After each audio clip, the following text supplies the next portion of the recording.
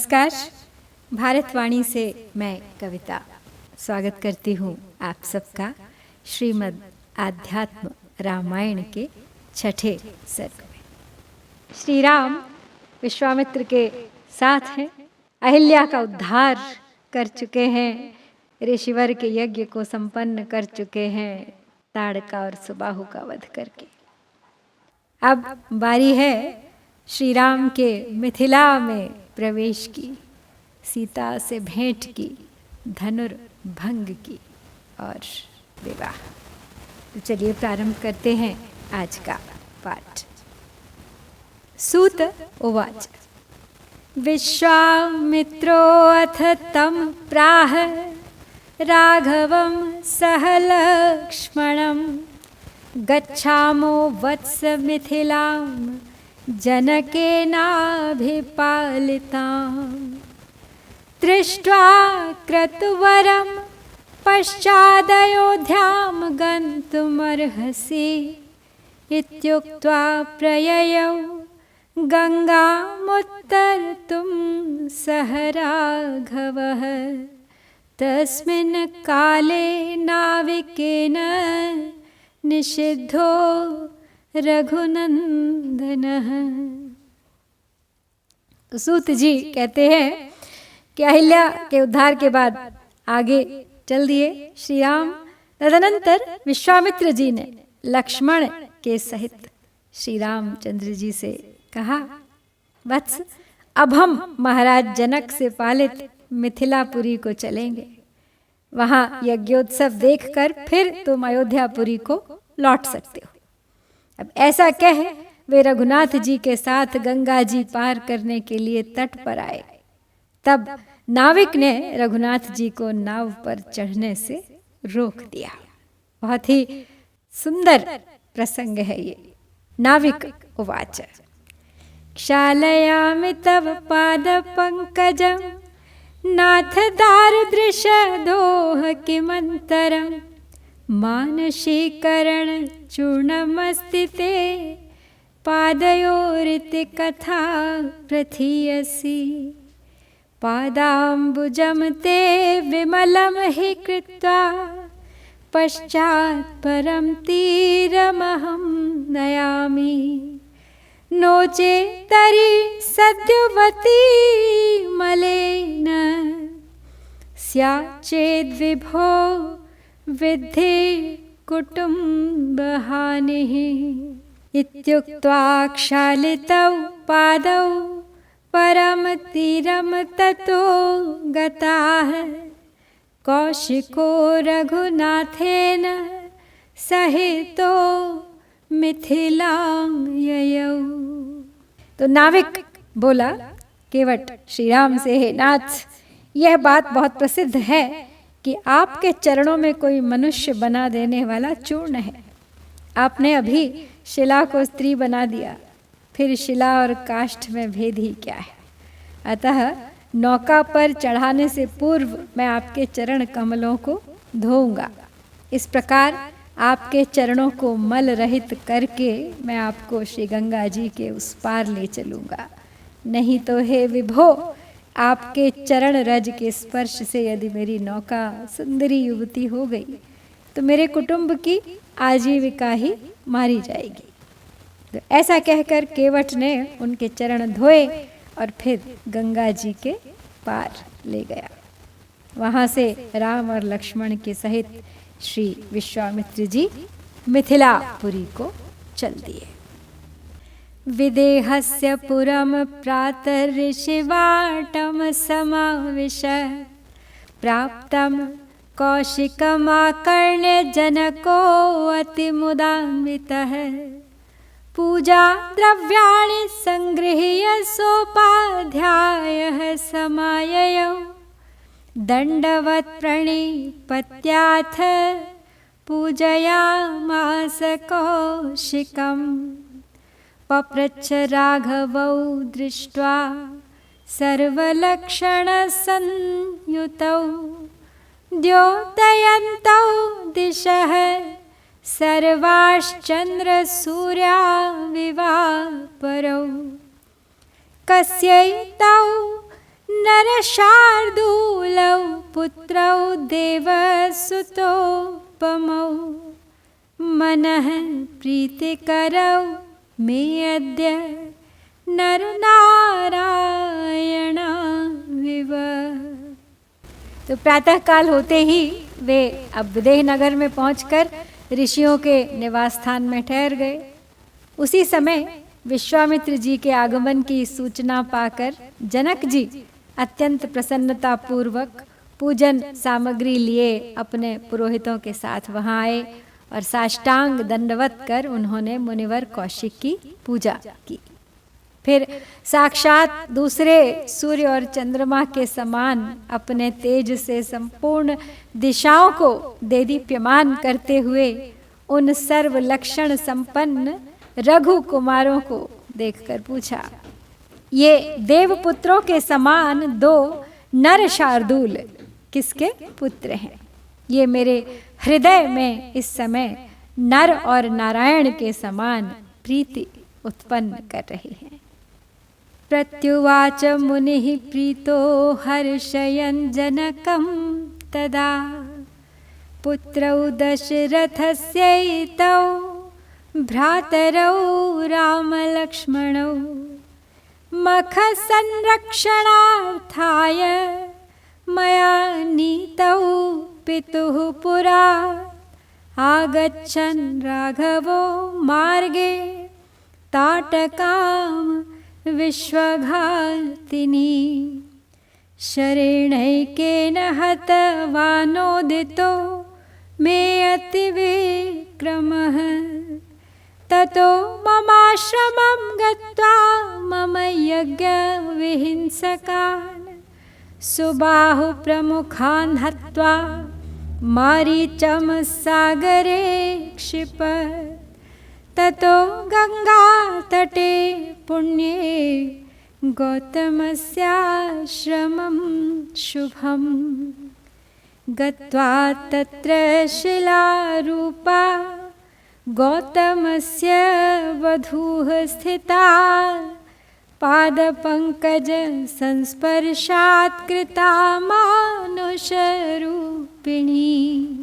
दृष्ट्वा हल्यां नमस्कृत्य तया सम्यक् प्रपूजितः इदानीं द्रष्टुकामस्ते गृहे माहेश्वरं धनुः पूजितं राजभिः सर्वैर्दृष्टमित्यनुश्रुवे अतो दर्शय राजेन्द्र शैवं चापं मनोत्तमं दृष्ट्वा अयोध्यां जिगमिषुः पितरं द्रष्टुमिच्छति। तब मुनिवर विश्वामित्र जी ने महाराज जनक को आनंदित करते हुए प्रसन्नता पूर्वक कहा कि ये दोनों भाई राम और लक्ष्मण कौशल नरेश दशरथ जी के पुत्र हैं। मैं इन्हें अपने यज्ञ की रक्षा के लिए अयोध्या से ले आया था। मार्ग में आते समय मेरी प्रेरणा से इन अति पराक्रमी रघुनाथ जी ने एक ही बाण से विश्वघातिनी ताटका को मार डाला। फिर मेरे आश्रम में पहुंचकर मेरा यज्ञ विध्वंस करने वाले सुबाहु आदि राक्षसों को मार डाला तथा मारीच को समुद्र में फेंक दिया।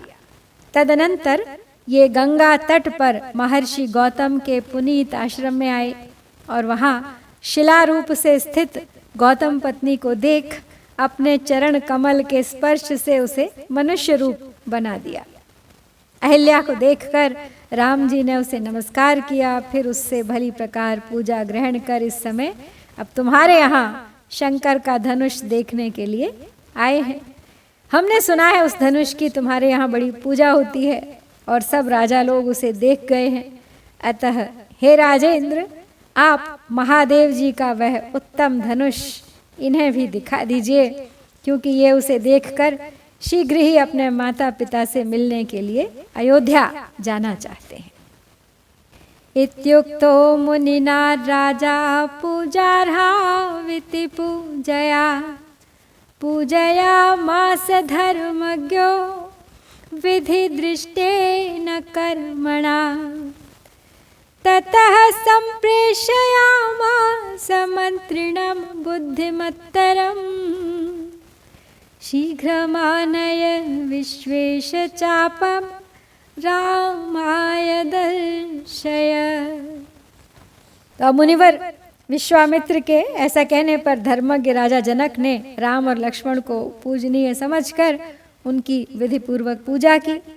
फिर अपने बुद्धिमान मंत्री को यह कहकर भेज दिया कि तुम शीघ्र ही श्री विश्वेश्वर का धनुष लाकर रामचंद्र जी को दिखा दो। ततो गते मंत्रिवरे राजा कौशिकम् अब्रवीत् यदि रामो धनुर्धृत्वा कोटयामारोपये गुणम् तदा मयात्मजा सीता दीयते राघवाय हि तथेति कौशिकोऽप्याह रामं संवीक्ष्य संस्मितम् शीघ्रं दर्शय चापाग्रयं रामायामित तेजसे एवं ब्रुवति मनीष आगताश्चापवाहकाः चापं गृहीत्वा बलिनः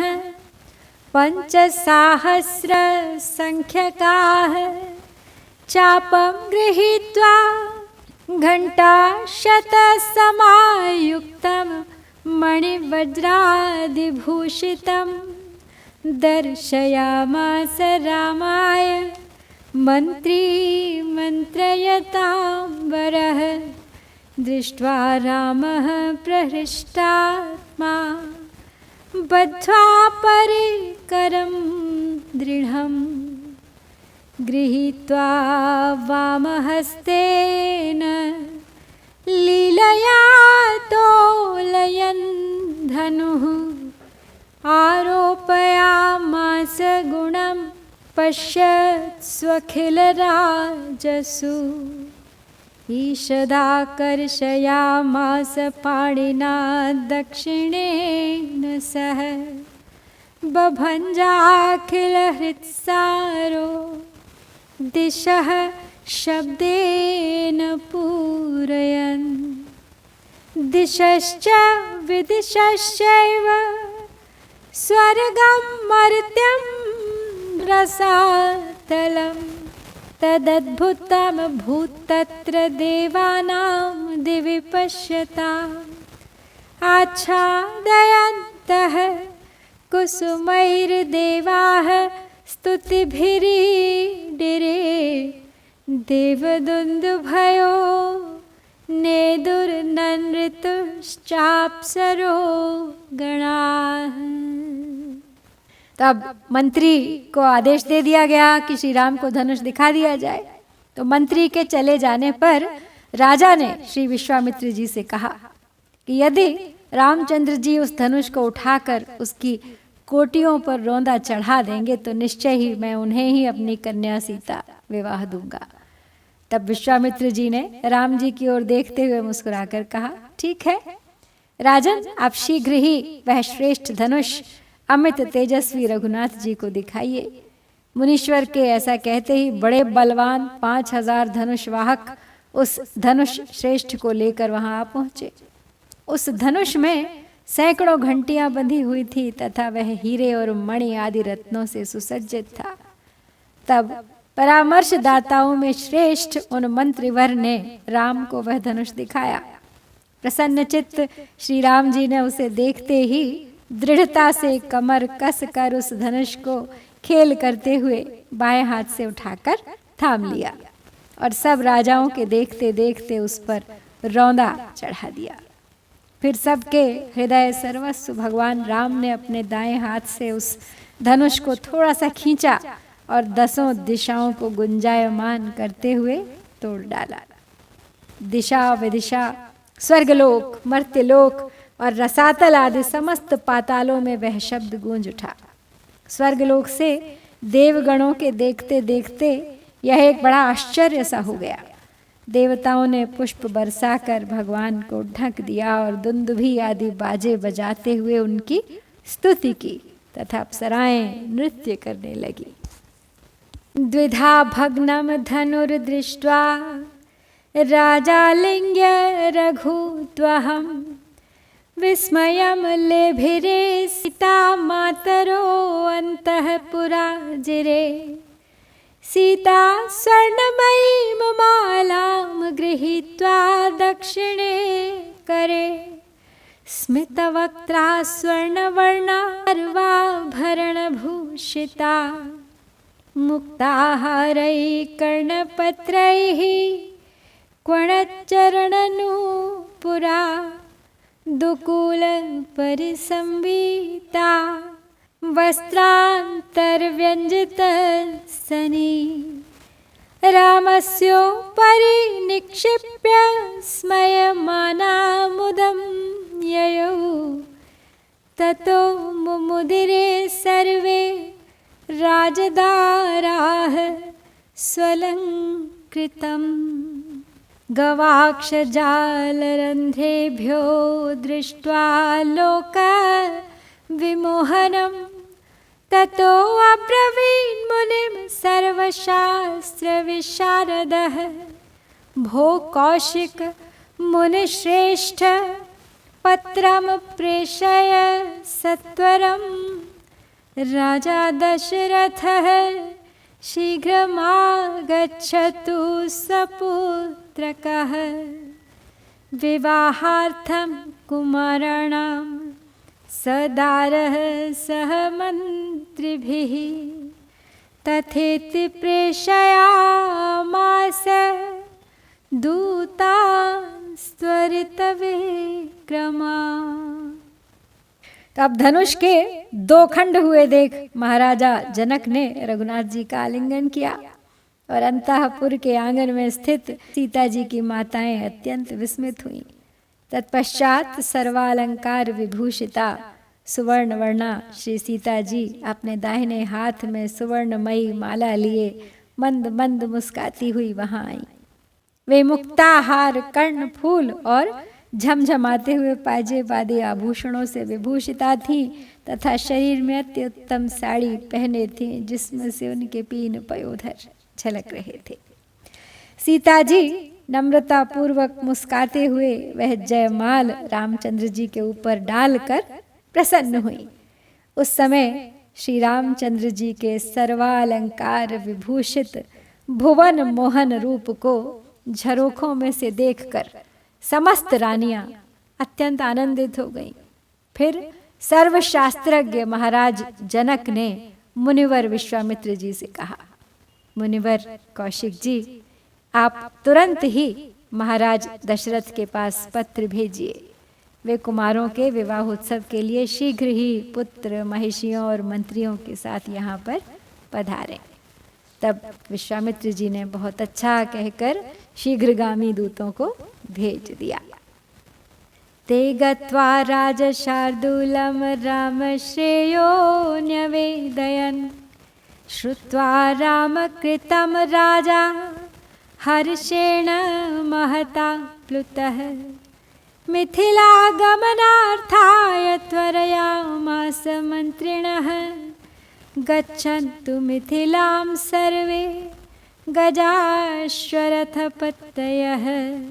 रथमानय शीघ्रं गच्छाम्यद्यैव माचिरम् वसिष्ठस्त्वग्रतो यातु सदारः सहितो अग्निभिः राममातृः समादाय मुनिर्मे भगवान् गुरुः एवं प्रस्थाप्य सकलं राजर्षिर्विपुलं रथं महत्या सेनया सार्धमारुह्य त्वरितो ययौ आगतं राघवं श्रुत्वा राजा हर्ष समाकुलः प्रत्युज्जगाम जनकः शतानन्दपुरोधसा यथोक्त पूजया पूज्यं पूजयामास सत्कृतम्। तो दूतों ने जाकर राजशार्दूल दशरथ से राम का कुशल क्षेम कहा। उनसे रामचंद्र जी के अद्भुत कृत्य का वृत्तांत सुनकर महाराज परमानंद में डूब गए। फिर आपने मिथिलापुरी को चलने के लिए शीघ्रता करते हुए मंत्रियों से कहा। हाथी, घोड़े, रथ और पदातियों के सहित सब लोग मिथिलापुरी को चल दिए। मेरा रथ भी तुरंत ले आओ, देर मत करो, मैं भी आज ही चलूंगा। अग्नियों के और अरुंधति के सहित मेरे गुरु मुनिश्रेष्ठ भगवान वशिष्ठ जी राम की माताओं को लेकर सबसे आगे चले। इस प्रकार सबका कूच करा एक विशाल रथ पर आरूढ़ हो राजर्षि दशरथ जी बड़े दल बल के सहित शीघ्रता पूर्वक मिथिलापुरी को चल दिए। रघुकुल तिलक दशरथ जी को आए हुए सुन महाराज जनक हर्षपूर्वक पुरोहित शतानंद जी को ले उन्हें लेने गए और उन पूजनीय राजा का यथोचित रीति से सत्कार कर पूजन किया। रामस्तु लक्ष्मणेनाशु ववन्दे चरणौ पितुः ततो हृष्टो दशरथो रामं वचनमब्रवीत्। दिष्टया पश्यामि ते राममुखं फुल्लाम्बुजोपमं मुनेरनुग्रहात् सर्वं सम्पन्नं मम शोभनम्। इत्युक्त्वा घ्राय मूर्धानमालिङ्ग्य च पुनः पुनः हर्षेण महताविष्टो ब्रह्मानन्दं गतो यथा। ततो जनकराजेन मन्दिरे सन्निवेशितः शोभने सर्वभोगाढये सदारः ससुतः सुखी। ततः शुभे दिने लग्ने सुमुहूर्ते रघुत्तमम् आनयामास धर्मज्ञो रामं सभ्रातृकं तदा। रत्नस्तंभसु विस्तारे सुविताने सुतोरणे मंडपे सर्वशोभाढ्ये मुक्ता पुष्प फलान्विते। वेदविद्भिः सुसंवादे ब्राह्मणैः स्वर्णभूषितैः सुवासनीभिः परितो निष्ककण्ठीभिरावृते। भेरीदुन्दुभिर्घोषैर्गीतनृत्यैः समाकुले दिव्यरत्नाञ्चिते स्वर्णपीठे रामं न्यवेशय। तदनंतर लक्ष्मण के सहित श्री राम जी ने पिता के चरणों में प्रणाम किया। तब राजा दशरथ ने प्रसन्न होकर राम से कहा, राम, आज बड़े भाग्य से मैं तुम्हारा विकसित कमल के समान मुख देख रहा हूँ। मुनिवर के अनुग्रह से सब प्रकार मेरा कल्याण ही हुआ है। ऐसा कह वे उन्हें पुनः पुनह हृदय से लगा और उनका मस्तक सूंघ अत्यंत हर्ष से मानो ब्रह्मानंद में डूब गए। तदनंतर महाराज जनक ने उन्हें रानियों और राजकुमारों के सहित समस्त भोग सामग्रियों से पूर्ण एक परम सुंदर महल में सुखपूर्वक ठहराया। फिर शुभ दिन में शुभ मुहूर्त और लग्न के समय धर्मज्ञ जनक जी ने भाइयों सहित राम को बुलाया और एक सर्वशोभा संपन्न विस्तीर्ण मंडप में, जिसमें रत्न जटित स्तंभ, सुंदर वितान, मनोहर तोरण तथा मोतियों के पुष्प और फल लगे हुए थे, तथा जो सुवर्ण भूषण भूषित वेदपाठी ब्राह्मणों से खचाखच भरा हुआ था और सुंदर वस्त्र धारण किए निष्ककंठी यानी सुहागिन नारियों से समाकुल था। श्री रामचंद्र जी को एक दिव्य रत्न जटित सुवर्ण सिंहासन पर बिठाया। उस समय भेरी और दुंदुभी आदि बाजों तथा नृत्य और गान आदि का बड़ा तुमुल कोलाहल वहां पर होने लगा। वसिष्ठम कौशिकम चैव शतानंदः पुरोहितः यथाक्रमं पूजयित्वा रामस्योभयपार्श्वयोः स्थापयित्वा स तत्राग्निं ज्वालयित्वा यथाविधि सीताम् आनीय शोभाढ्यां नानारत्नविभूषितां सभार्यो जनकः प्रायाद्रामं राजीवलोचनं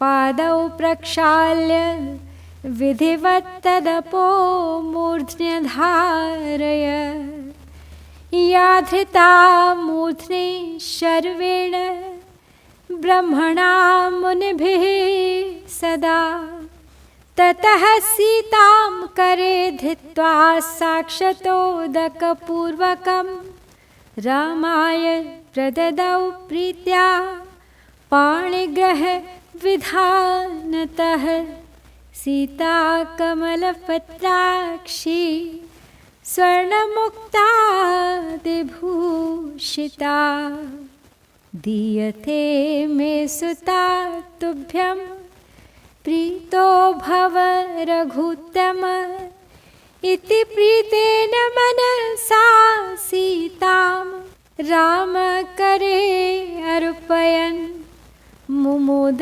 जनको लक्ष्मीं क्षीराब्धिरिव विष्णवे उर्मिलां चोरसीं कन्यां लक्ष्मणाय ददौ मुदा तथैव श्रुतकीर्तिं च माण्डवीं भ्रातृकन्यके भरताय ददावे काम शत्रुघ्नाय परां ददौ चत्वारो दारसम्पन्ना भ्रातरः शुभलक्षणाः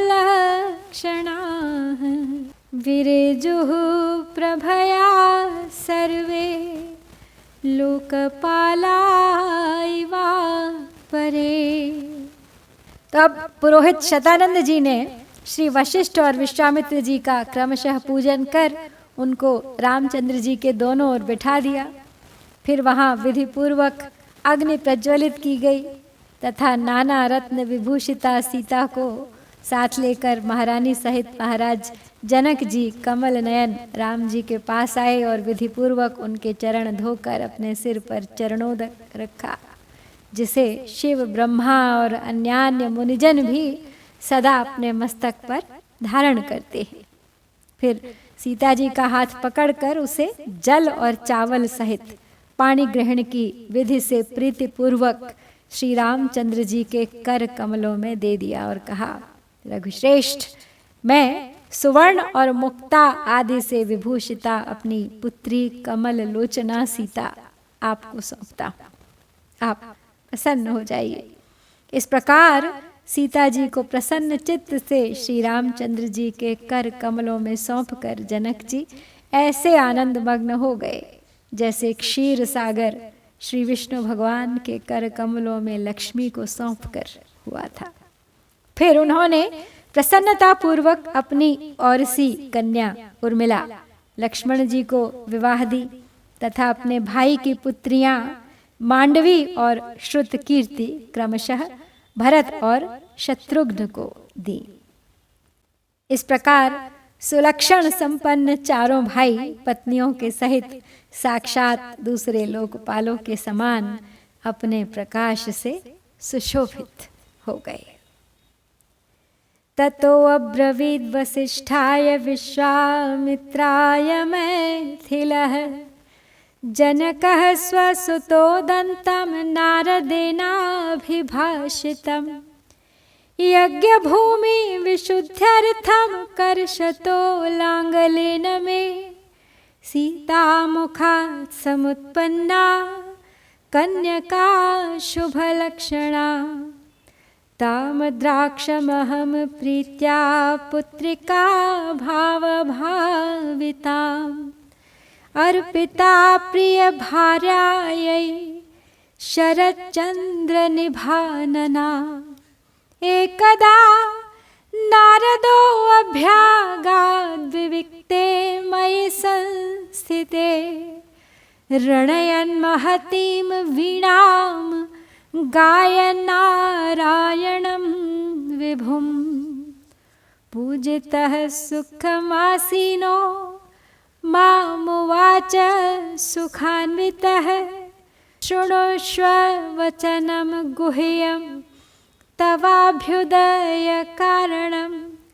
परमात्मा हृषिकेशो भक्तानुग्रहकाम्यया देवकार्यार्थसिद्ध्यर्थं रावणस्य वधाय च जातो राम इति ख्यातो माया मानुषवेषधृ आस्ते दाशरथिर्भूत्वा चतुर्धा रमेश्वरः। अब जब चारों भाइयों को जनक जी ने अपनी पुत्रियां, अपने भाइयों की पुत्रियां ब्याह दी, तदनंतर मिथिलापति महाराज जनक ने पुत्री जानकी के विषय में देवर्षि नारद ने जो कुछ कहा था वह सब वृत्तांत वशिष्ठ और विश्वामित्र जी को सुनाया। वे बोले, एक बार मैं यज्ञ भूमि की शुद्धि के लिए हल जोत रहा था। उसी समय मेरे हल के सीता यानी अग्रभाग से यह शुभ लक्षणा कन्या प्रकट हुई।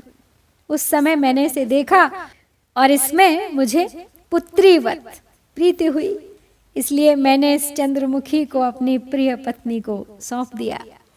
एक दिन जब मैं एकांत में बैठा हुआ था, मेरे पास महर्षि नारद जी अपनी महती नाम की वीणा बजाते और सर्वव्यापक श्री हरि का गुण गाते हुए आए। मेरे पूजा सत्कार आदि कर चुकने पर वे सुखपूर्वक बैठकर प्रसन्नता पूर्वक मुझसे बोले, राजन, अपने कल्याण का कारण रूप यह परम गुप्त वचन सुनो। परमात्मा ऋषिकेश भक्तों पर कृपा, देवताओं की कार्य सिद्धि और रावण का वध करने के लिए माया मानव रूप से अवतीर्ण होकर राम नाम से विख्यात हुए हैं। वे परमेश्वर अपने 4 अंशों से दशरथ के पुत्र होकर अयोध्या में रहते हैं। योग मायापि सीतेति जाता वै तव वेश्मनि अतस्त्वं राघवायैव देहि सीतां प्रयत्नतः नान्येभ्यः पूर्वभार्यैषा रामस्य परमात्मनः इत्युक्त्वा प्रययौ देवगतिं देवमुनेस्तदा तदारभ्य मया सीता विष्णोर्लक्ष्मीर्विभाव्यते कथं मया राघवाय दीयते जानकी शुभा इति चिंता समाविष्टः कार्यमेकम् अचिन्तयम् मत्पितामहगे हेतु न्यासभूतम् इदं धनुः ईश्वरेण पुरा क्षिप्तम् पुरदाहादनन्तरम् धनुरेतत्पणं कार्यमिति चिन्त्य कृतं तथा सीता पाणिग्रहार्थाय सर्वेषां माननाशनं त्वत्प्रसादान् मुनिश्रेष्ठः रामो राजीवलोचनः आगतो अत्र धनुर्द्रष्टुं फलितो मे मनोरथः अद्य मे सफलं जन्म राम त्वां सह सीतया एकासनस्थं पश्यामि भ्राजमानं रविं यथा त्वत्पादाम्बुधरो ब्रह्मा सृष्टिचक्र प्रवर्तक बलिस्त्वत्पादसलिलं धृत्वा भूद्दिविजाधिपः त्वत्पादपांसु संस्पर्शादहल्या भर्तृशापतः सद्य एव विनिर्मुक्ता कोऽन्यस्त्वत्तोऽधिरक्षिता यत्पादपङ्कजपराग सुरागयोगे वृन्दैर्जितं भव भयं जितकालचक्रैः यन्नाम कीर्तनपरा जितदुःखशोका देवास्तमेव शरणं सततं प्रपद्ये। तो जनक जी आगे वृत्तांत सुनाते हुए कहते हैं, उधर तो श्री राम दशरथ के यहाँ पुत्र होकर आ गए और इधर योग माया ने तुम्हारे यहाँ सीता के रूप से जन्म ले लिया है। अतः तुम प्रयत्न पूर्वक इस सीता का पाणी ग्रहण रघुनाथ जी के साथ ही करना और किसी से नहीं, क्योंकि यह पहले से ही परमात्मा राम की ही भार्या है। ऐसा कहकर देवर्षि नारद जी आकाश मार्ग से चले गए। तब से इस सीता को मैं विष्णु भगवान की भार्या लक्ष्मी ही समझता हूँ। फिर यह सोचते हुए कि शुभ लक्षणा जानकी को किस प्रकार रघुनाथ जी को दूं, मैंने एक युक्ति विचारी। पूर्व काल में श्री महादेव जी ने त्रिपुरासुर को भस्म करने के बाद यह धनुष मेरे दादा के यहाँ धरोहर के रूप में रखा था। मैंने यह सोचकर कि सीता के पाणी ग्रहण के लिए सबके गर्वनाशक इस धनुष को ही पण यानी बाजी बनाना चाहिए, तो मैंने फिर वैसा ही किया। तो हे मुनिश्रेष्ठ, आपकी कृपा से यहाँ कमल नयन राम जी धनुष देखने आ गए और इससे मेरा मनोरथ सिद्ध हो गया। हे राम, आज मेरा जन्म सफल हो गया और मैं सूर्य के समान देदीप्यमान और सीता के साथ एक आसन पर विराजमान आपको देख रहा हूँ। प्रभु, आपके चरणोदक को सिर पर धारण करके ही ब्रह्मा जी सृष्टि चक्र के प्रवर्तक हुए हैं। आपके चरणोदक के प्रताप से बलि को इंद्र पद प्राप्त हुआ है और आपकी ही चरण धूलि के स्पर्श से अहिल्या तुरंत पति के शाप से मुक्त हो गई। आपसे बढ़कर हमारा रक्षक और कौन है भला।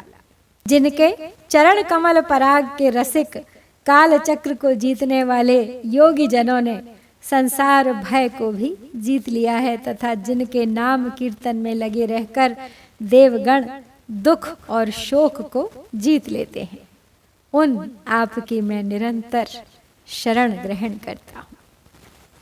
इति स्तुत्वा नृपः प्रादाद् राघवाय महात्मने दीनाराणां कोटिशतं रथानां युतं तदा अश्वानां नियुतं प्रादाद् गजानां षट्शतं तथा पत्तीनां लक्षमेकं तु दासीनां त्रिशतं ददौ दिव्याम्बराणि हारांश्च मुक्तारत्नमयोज्ज्वलान् सीतायै जनकः प्रादात् प्रीत्या दुहितृवत्सलः वसिष्ठादीन् सुसम्पूज्य भरतं लक्ष्मणं तथा पूजयित्वा यथा न्यायं